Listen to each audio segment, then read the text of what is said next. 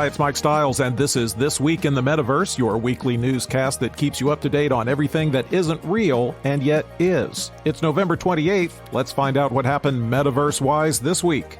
Want to work at Apple? If you got a job there, you can impress your friends and hear the question, "Hey, can you give me a discount?" at least 12 times a day.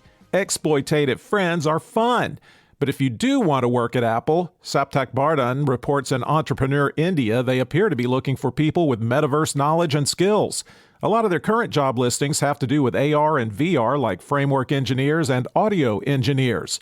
They also need engineers to develop their VR headset, which, if rumors about Apple are true, and aren't they always, will have high-def displays, be powered by an M2 chip, and utilize more than 10 cameras. With all the negative talk about Meta, why is Apple going down this road? Because they're brilliant at sniffing out where big money is. A Technavio report says the market size of metaverse initiatives in entertainment will grow to hit $28.9 billion by 2026. Consumers are spending more on virtual concerts and events, and gaming is only getting better. And whenever Apple hears the term spending more, they get really excited. Mina Lagban and Lorena Yee at McKinsey.com are keeping their eyes on what role women are playing and will play in the development of the metaverse. And so far, the answer seems to be not much of a leadership role, that's for sure. They looked at some early indicators on women in the metaverse, and what it revealed was, surprise, surprise, gender inequality. And ideally, the metaverse is supposed to be better about things like that than in the real world. So between that and women avatars getting sexually harassed, we aren't off to a great start. Here are the indicators. 1, more women than men are spending significant time in the metaverse, and that includes gaming, fitness, education, live events, and shopping. 2, women are spearheading and implementing more metaverse initiatives. A survey of female executives shows 60% of them have implemented more than 2 metaverse-related initiatives in their organizations. That's more than males do.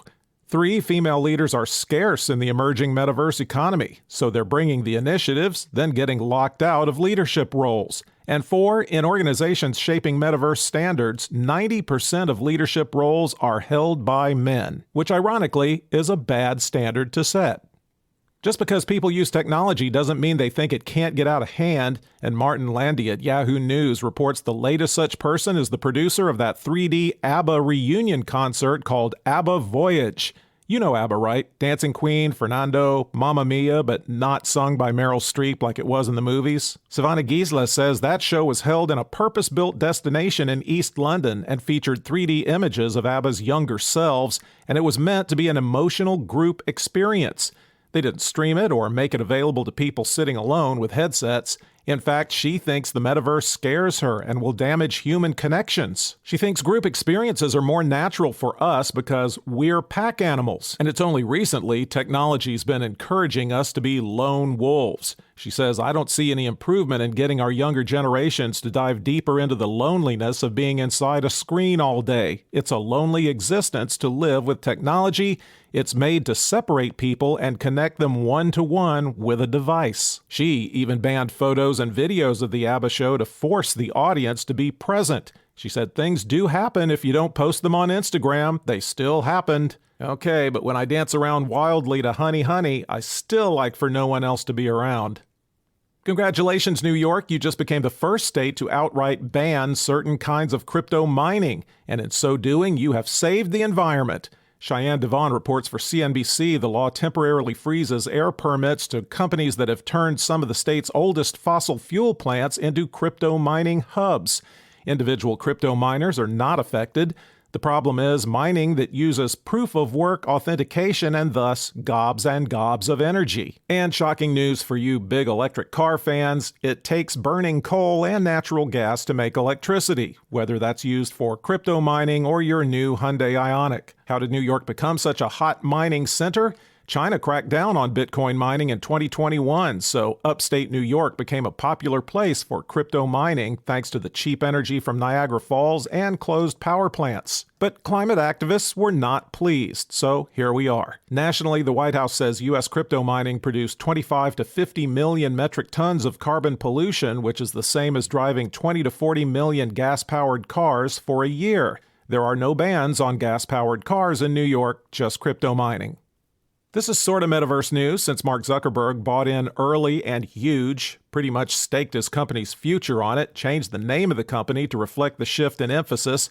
Well, it hadn't gone well for Mark and Meta, and now there are reports that Zuck may even quit the company. Awatunse Adebayo reports that pressure's coming at him from almost every angle, and if we're to believe some leaked info from inside the company, he's ready to say goodbye to Facebook/Meta next year. But it's reportedly his decision. Nobody seems to be forcing him out, no matter how silly his Horizon Worlds avatar looks. And it doesn't mean the company is changing directions. The metaverse work will reportedly continue whether Mark stays or goes, with all the financial losses that might entail. And yes, Zuckerberg still thinks it's all going to pay off, and in a big way. Someday. Still, the same anonymous inside sources say investors are supremely ticked off at announced plans to divert even more funds from the company's budget into the Metaverse project. How are we going to handle our identities when we go into the Metaverse? How will you know I'm me and I'll know you're you, or at least whatever version of you that you're pretending to be? Can someone steal my Metaverse identity?